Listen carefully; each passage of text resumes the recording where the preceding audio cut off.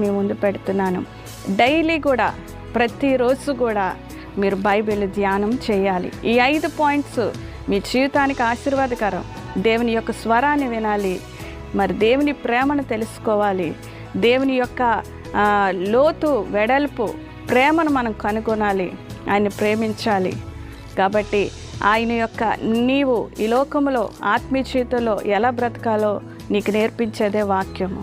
నీ యొక్క ఆత్మీయ జీవితంలో ఎలా ఎదగాలో నేర్పించేదే వాక్యము.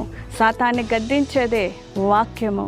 కాబట్టి గమనించండి, నీ వాక్యమే నీ యొక్క జీవిత లేఖన భాగాలే ధ్యానించిందే పరలోకంలో ఆ మహిమను మనము చూడగలుగుతాం. కాబట్టి నీవు ప్రతిదినము కూడా వాక్యాన్ని ధ్యానిస్తారని, మీరు ప్రతిదినము కూడా వాక్యంలో అభివృద్ధి చెందుతారని ఆశిస్తూ ఈ కొన్ని మాటలు ప్రభువు మన యొక్క వినికిడిలో